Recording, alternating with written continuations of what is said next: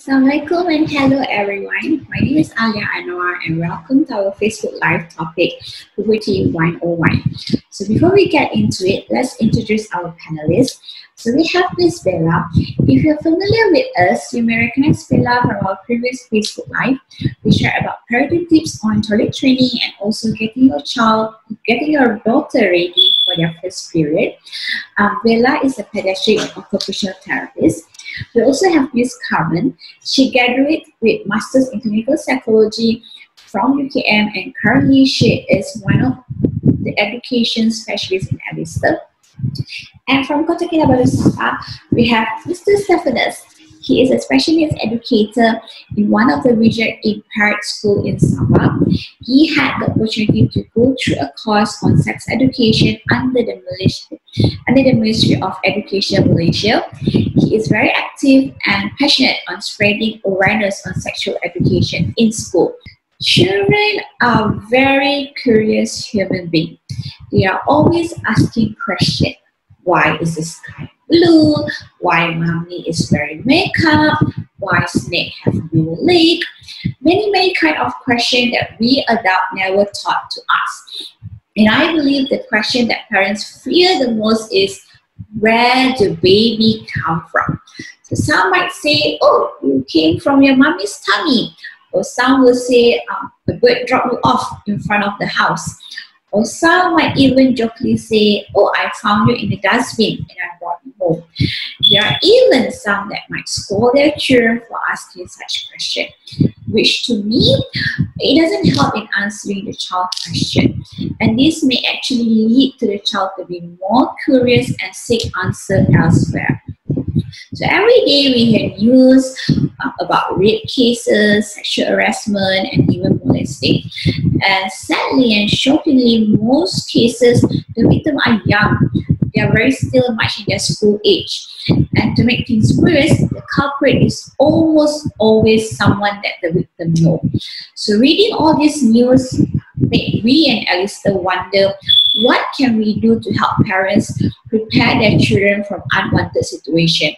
We need to throw away the stigma of sex education and create awareness on the importance of sex education. So sex education is not about educating of the physical act of sex or teaching our young generation about how to have sex. It's about knowing our own body, knowing what is appropriate and what is not, knowing to protect ourselves from unwanted situations. Staff actually mentioned that sex education is about body awareness, knowing our body, and also what's the function of our body part. So what does the vagina used for? What is the penis used for? And the responsibility of our body. So knowing who can touch us, who cannot touch us, what can we show to people, what we cannot show to people, and also what should we do when someone touches, or what should we do when someone make a sexual move to us. So we should run, we should scream, we should report. Yeah? And also about private and public places. So what we can do in the public places and what we can only do in the private place, in our private place, and consequences. So what will happen if we involve in a sexual activity? You may get pregnant, you may get STD. So these are the things that are being taught in sex education. So Bella mentioned that sex education should be taught as early as possible, from the age of 2 years old itself. And this is because at the age of 2, their receptive skills are emerging. And plus, it's very hard to predict in society. In the news, I mentioned earlier, there are many cases where young children are being sexually abused. So as early as possible, we need to educate them and get them ready.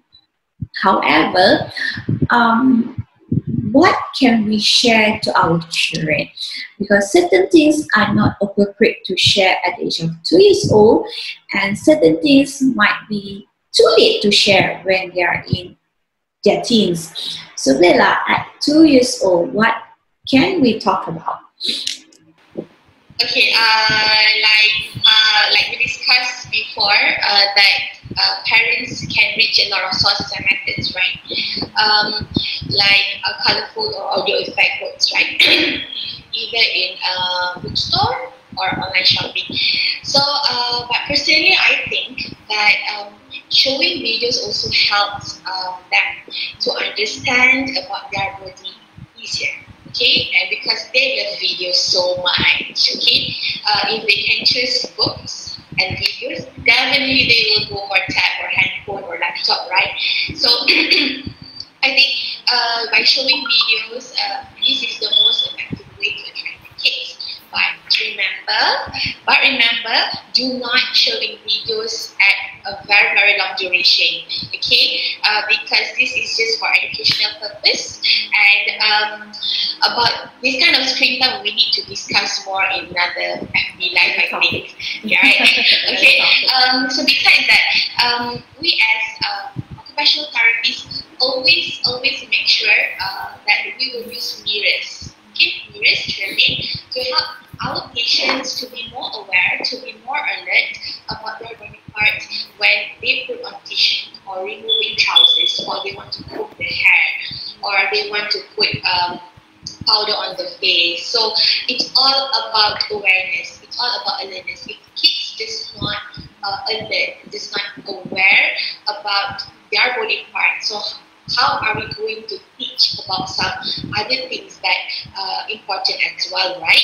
So for me, in addition, at least 2 years old age, it is a big opportunity for the parents to teach them about cleanliness, kebersihan.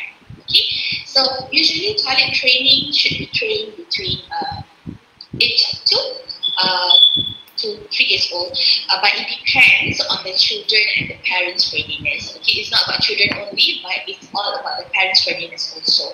So at this time, it is very important for the parents to introduce them. Okay, this is your golden chance to introduce them to their private parts thoroughly. It's not about how it looks like, but what is the function of the private parts? What are you going to do with the private parts? How are we going to wash it? So tell them, what is that? Is that the penis? Is that a vagina? So as Steph mentioned before in our private discussion, okay, we have to use the right term. Right term. It's not about, oh, this is your baby, this is your baby. It's not about that. Okay, we have it's not about banana and donut, right? Yeah, like that. Yeah. Because people, kids will know that banana and donut, it's food, right? So why we have to relate it with our body parts? So it's not suitable. Okay, it's not suitable. So we have to tell them, what is that? Is that a penis? Is that a vagina? Tell them what is that for. Okay, and I'll prefer the parents, okay, to make it look interesting to learn, such as, wow, this is your penis. Wow, we passed urine already. So we introduce them the body parts, and also you use that to teach them about toilet training. Okay, teach them simple steps on how to wash it, how to clean it, on how to dry it, and all. So at this stage, sounds and facial expressions play big roles in ensuring engagement from our kids, because we can't expect them to just sit down in front of us and, okay, this is your eye, this is your hand, this is your legs, right? Because kids will get bored, because the attention span is really, really short. So make sure that we use songs, okay? We use our own verbal sounds or our own facial expressions to excite them up. So I think this will help for 2 years old kids. Yeah. For 2 years old, it's more about, oh, this is your head, this is your shoulder, this is your eyes, and you have private part, your breast, your penis, your vagina. And what does this body part do? What is the function of the body part? Okay, vagina is for girl to shishi. For penis is for boy to shishi. And Bella mentioned, make it interesting. So you can sing the song together. Hey, shoulders, the center. So that is how they learn about body part. So 2 years old is more about knowing their body awareness and really knowing what does the actual name of the private part. Because later when they go to school, then people start talking about penis or vagina, they'll be like, huh? But I have banana and donut. So it doesn't make sense, right? Okay. So the next one, okay, between 5 to 8 years old, this is where they start going to school, making friends, finding that their values may be different. Why I say this is example, I have a friend actually, all his younger life when he was smaller, between 2 to 4 years old, he thought all father were alcoholic, selalu mabuk and everything, okay? Beat their mom, beat moms, hit their children. He thought that was normal because that is what he sees every day. But then when he started going to school and talking and sharing with his friends, he realized that, hey, it's not like that. Not all fathers behave that way. So some children might think certain behavior that happen at home is actually normal and everyone is doing it, but it's not the case. So Steph, at this stage, what can parents share and talk about to their children? Yes, Alia, thank you. Yeah. To continue what Bella already mentioned with us, already shared with us, you see, when we teach our kids at early age about the body part, and then when they come into the school, because like pendidikan kesehatan and science, they will see this kind of body part. They will learn about body part in the school. When they have the experience, when they know the knowledge, and when they have the knowledge, the early age, when they are facing this kind like body part in the school, like in teaching body part in other subject, they don't be like shy, like, oh, no need to be shy because I already know this one. Oh, this one is for urine, this one is for buang air besar, buang air kecil. They already understand. That's why it's very important. And then what parents can do in this stage, continue to teach the body part names, and then in using the right term. Don't use the bahasa kampung. Everything like roti, not roti canai, nasi lemak, and then botol, yeah, and then the burung, yes, that kind of name. Don't use the kampung name. Use the right term and teach your kids what function of our body part. We keep continue. We keep repeat to teach our kids in this stage, and then need to tell our kids that everyone have genitals or alat sulit, and then tell them other people should not see your private parts or your alat sulit. Other people cannot see. That one is for we teaching responsibility to our kids as young as we can in this stage. And then we also tell our kids to should not touch your private parts in the public area, or don't allow other people to simply touch your private part. And then you teach your kids also to should not see other people's private parts, see and touch. You can see at this stage we are teaching responsibility to themselves, and when they are facing when they are meeting other people. They don't simply and see, can I see your things? Can I see your burung? Bahasa kampung is our burung is same. And then what happens? When we don't teach in the early age, and then when we don't share the knowledge, proper knowledge to our kids, and then what happens? They will explore by themselves. But when they explore by themselves, when they don't have the proper knowledge, something we don't want to happen, like sexual abuse among the children. So in this stage also, we try to teach or share in a simple way to our kids where's baby come from. They need to know. So they have knowledge, they have ideas where's the baby come from. Because they are like me when I'm young, around 8 to 9 years old, and I see my mom's tummy become big, and then what inside your tummy? Then mommy say, your brothers. And then what inside father's tummy also big. So think this a similar situation, but what happened after that? So we need to try to share with our kids in this stage to share about baby come from when ovum and sperm meet up. We using the right term. We using the simple language as we can. And then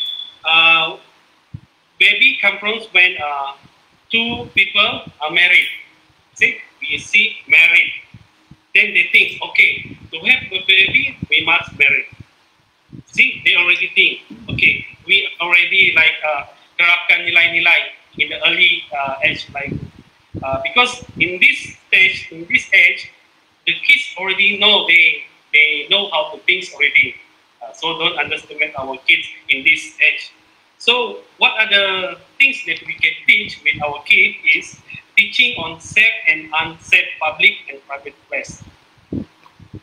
Yeah, Steph, you made a very good point actually. Don't underestimate our children nowadays. They are very mature, they have more knowledge, and they are very curious. And nowadays, because the advance of technology, everything is just tap of a finger. Google is always there to tell them whatever answers they want to know. So, right, again, yes, they go to Google, but whatever Google says, it's still very hard for them to interpret. So then they will go to their friends, they will seek this.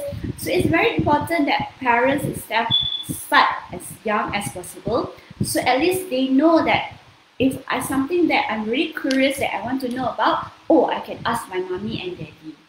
Right? So this is what we want actually, that whatever happens, that some children are very not sure what is going on, they can always go back and ask mommy and daddy. And they are very, they know that they are in a very safe environment, that mommy and daddy is not going to be angry, or mommy and daddy is not going to do some, mommy and daddy will be very honest with them.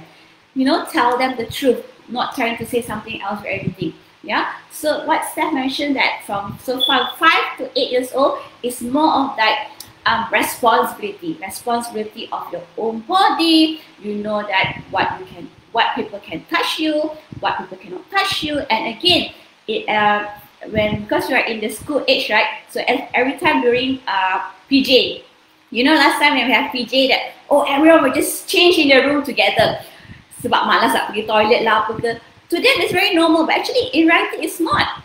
Betul tak? To change our clothes in front of people, it's not. It's a very private thing that you should do in the toilet or in a closed area.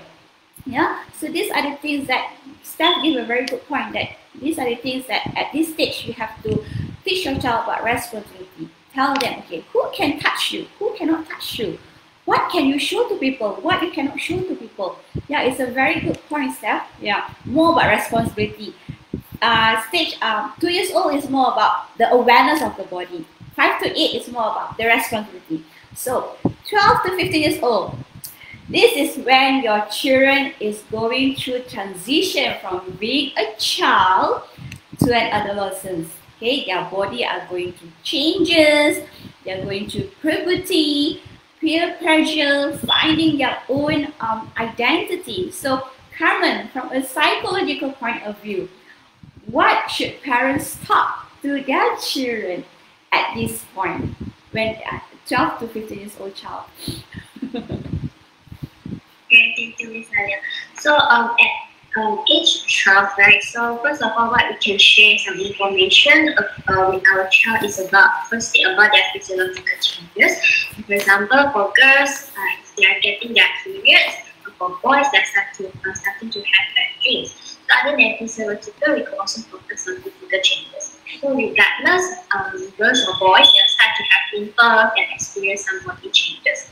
And other than sharing this information, I think it's very important for this stage for parents to actually discuss also about their emotional changes as well. Because at age 12, they are more emotionally sensitive compared to before.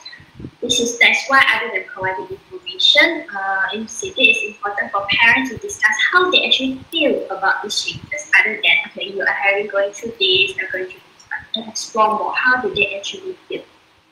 This also because, like at this stage, teenagers are more self-conscious as they are starting to explore deeper parts of themselves as a means of starting to form their own identity. Okay? So they are more worried about how others perceive them, especially their peers, as they have a stronger need to fit in. That's where the peer pressure will start to have more impact during this age. And this is also where some may experience bullying at school, because they might be discriminated by how they actually look or whether they're acting mature enough to join the group. Okay, so that's why for parents it's also important to find out how they do in school. If they're refusing school, some parents may think they're maybe just doesn't feel too motivated to explore more what happened in school actually. Right? Also, this period, like this earlier said, is a period of for transitions, like adjusting to new schools, new friends, and taking up new responsibilities. Because for teenagers this age, like when they are transitioning from primary school to secondary school, it's a sign for them that, okay, I grow up, so it's time for me to take more responsibility, make more decisions on my own. Right, so all these stresses actually for a child below taking care, a lot of these things go to affect their mental health if they do not have enough support from their parents. So that's why some might go into depression or even have anxiety. So that's why often we discuss about the physical and emotional changes in our children during this period is important. Okay, and moving on to like 15 years old, so this is also another major stage for our children where forming romantic relationship will be the topic for our children, or parents will start to observe that our children, the teenagers will start hanging out with opposite gender, forming relationship or their friendships. This is quite a normal process when they have the urge to form romantic relationship, perhaps due to their hormonal changes that they're naturally attracted to opposite genders.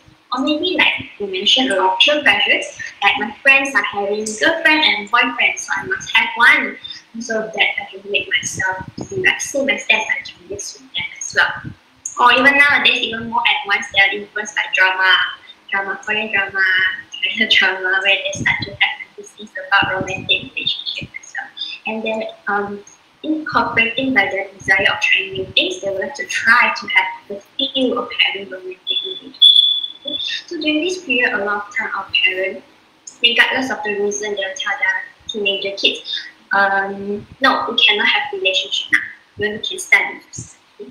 But at the back of our head, we know that it won't happen, that won't really stop them from doing it. They'll find their ways through, maybe now have dating apps as well. We have to find the way through to actually know more people out elsewhere. So that's why at this stage, what we can do is rather than telling them not to do it, we could actually teach them the proper information or the mistake information about relationship, right, and responsibility.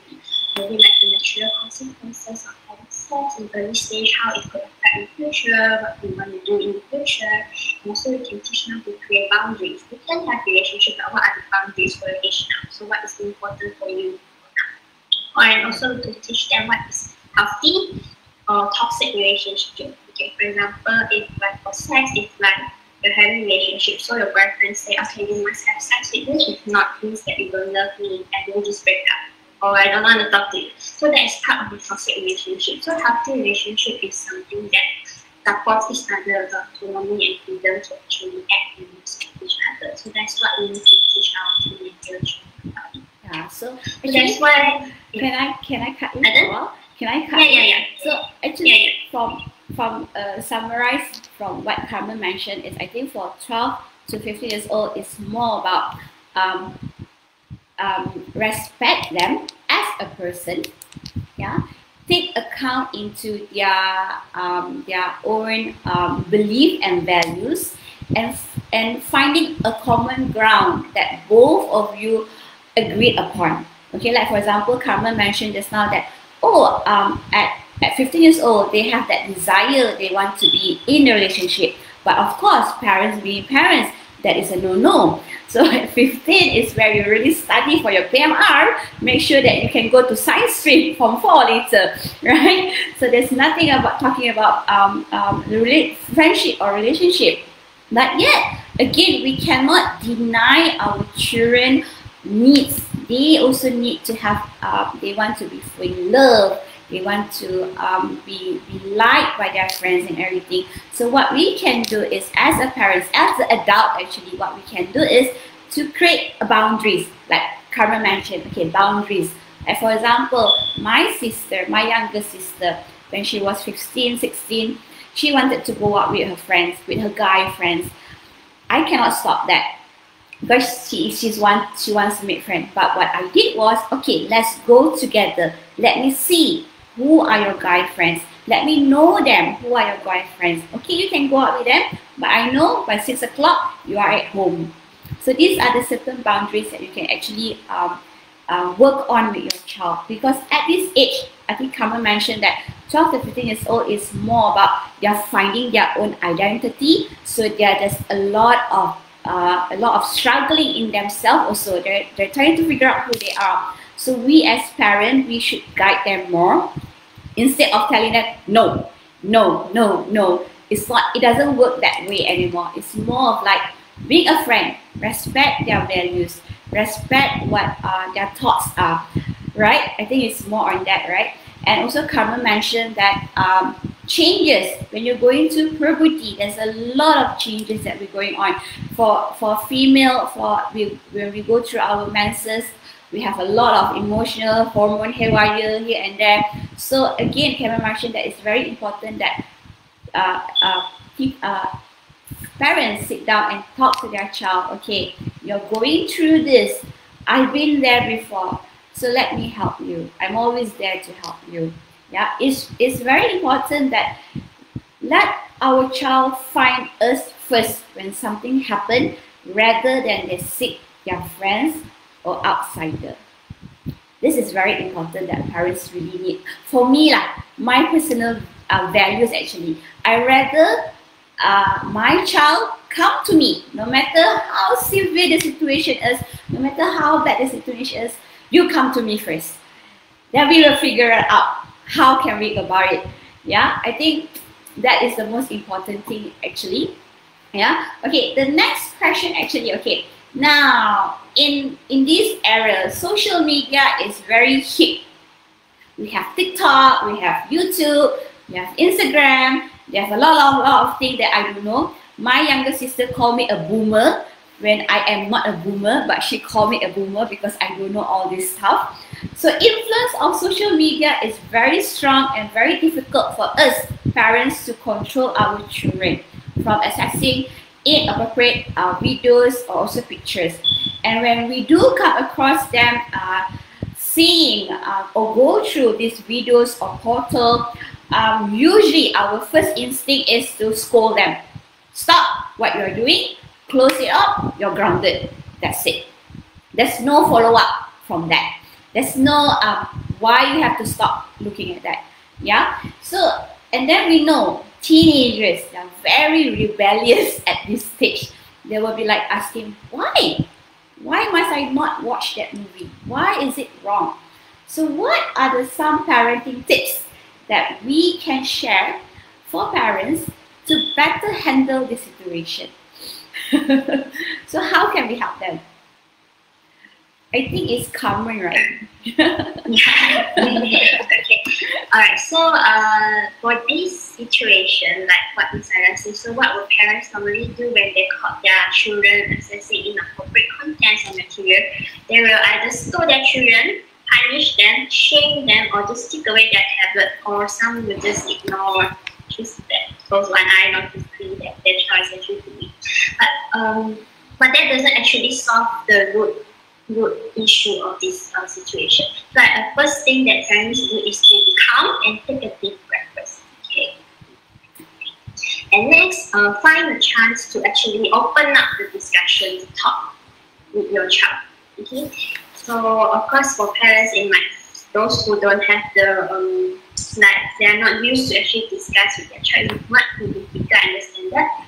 However, it's important because for us, like when we say that, like if you tell them no, they'll still do it. So why not we just openly discuss with them, so that like we always emphasize, if you have any questions, you just ask them, right? So here are some of the ways that you can go about it. So find a private place to have one-to-one talk with your child.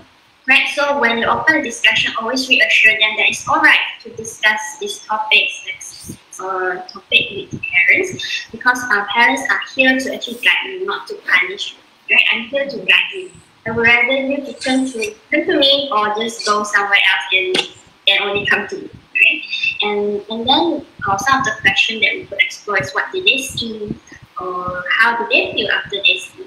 Okay, and also another important thing is to explore what could be the reason that they accepted. Would it be by accident, or maybe by curiosity, right? Or maybe due to peer pressure, like the friend said, I send you this. If you don't watch this, you are not part of my group, so my group will bully you or boycott you or whatever. So it's very important to actually know what is the reason behind their behavior, rather than just not shut it down. Okay? So if they are curious, just encourage them to ask us the question. We are there to answer them, right? But also remember that at the end, we would like to create a boundary as well. Like, okay, so as parents, what we could say is that, okay, I do not prefer you to access the information by own. I'm here for you to answer the question or discuss anything that you would like to. Because as parents, it's also take the opportunity to build trust with the child, so that anything that could come to you and talk to you about it, right? So this is about inappropriate activities. Or if some parents are concerned about the social media usage of their children, again, it's important to know the reason behind why they are using it. Is it because they're lonely? They want to boost their self-esteem by posting how good they are looking to anyone, or is it because they are bored? Right? So how parents can manage this is actually to find another alternative for them to fulfill their needs. If they are lonely, alright, so create more family time together. If they have the need to boost their self-esteem, so you could focus on their interests and strengthening skills, hobbies that you would like to learn, so it will make them feel more confident about themselves.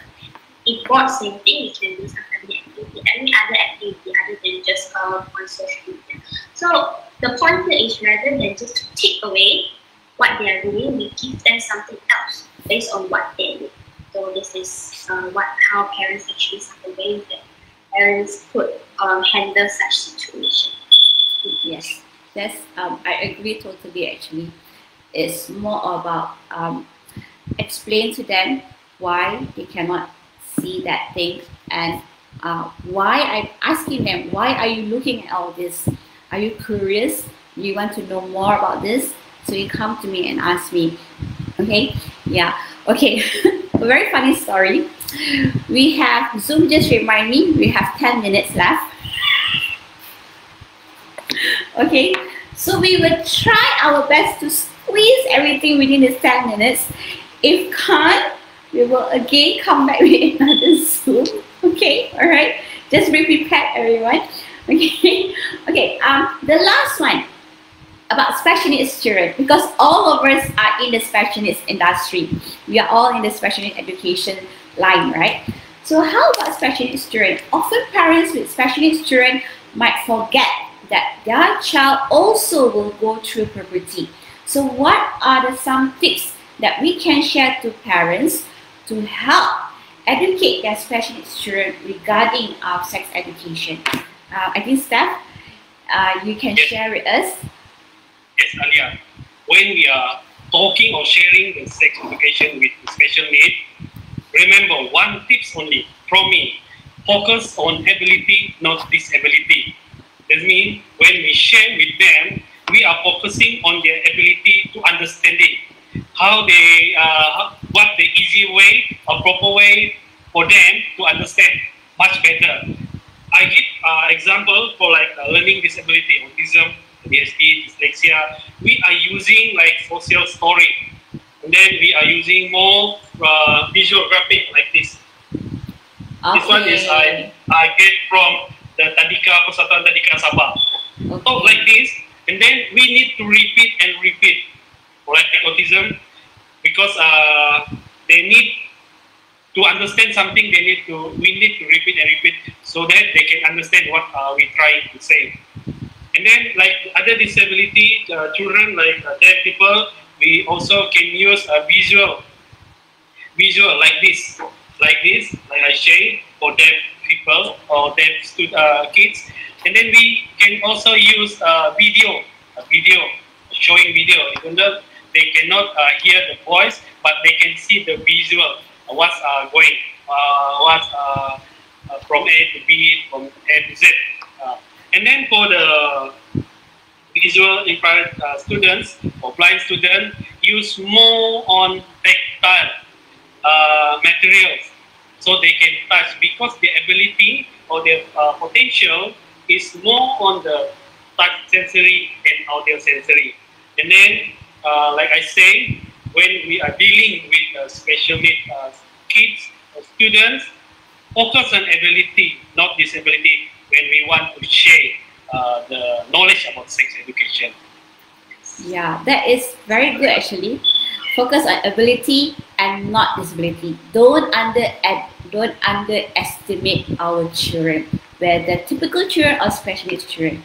There's always a way to teach them. There's always a way. It's just that we as an adult, we have to figure out how can we teach them, right? Like Steph mentioned, we can use video schedule, we can use, what else? We can use videos.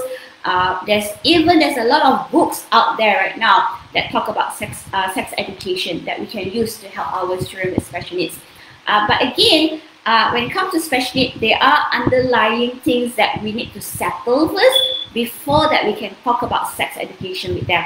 So maybe in this part, Bella, from an OT perspective, can you say anything? Can you suggest anything to the parents? Alright, well actually Steph did elaborate good points about this question. Yes, it's about touch, it's about auditory sensation, okay? It's all about your sensory system. But before we go deeper with sex education among special needs children, as for me, understanding about our special needs children conditions need to come first. Okay? We need to understand about what is the condition, how would the condition's presentation would be. Only then we will have clear ideas on how to do or how to handle that efficiently. Okay? Most of parents I've seen, they seem to forget that their special needs children always also will reach maturity, will reach puberty. So when the puberty comes, it hits them badly, and the parents will just burst out with stress, burst out with frustration, because they will become clueless on how to handle their kids. So everybody, we need to bear in mind that atypical kids, which is special needs children, also will undergo puberty. They will also have this sexual arousal, this sexual desire, desire of liking someone or need someone to like them back.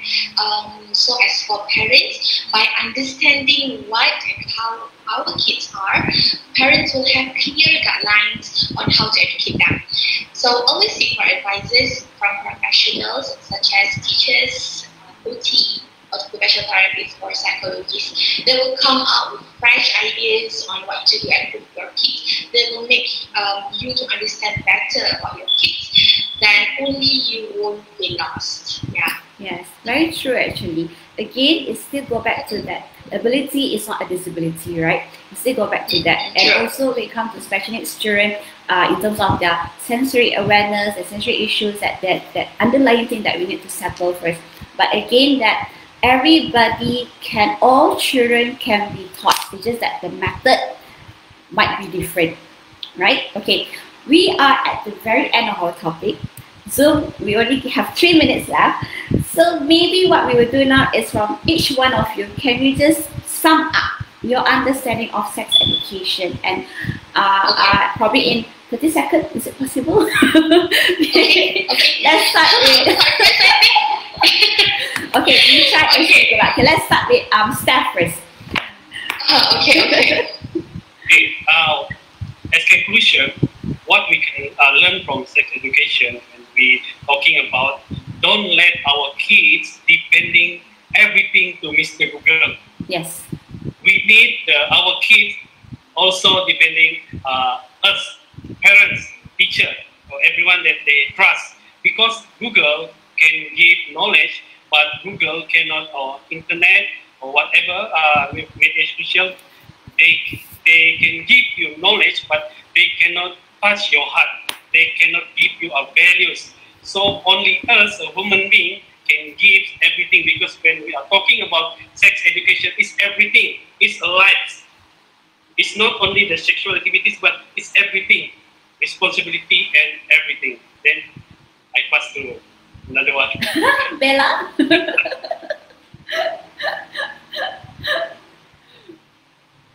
What would you like to sum up? Alright, I'll go first. Okay. So for this topic, as for me personally, I think this is an interesting topic to discuss among professionals or among parents. But at the same time, I do admit that all of us facing big challenges to shape and to mold our kids, either typical kids or special needs children.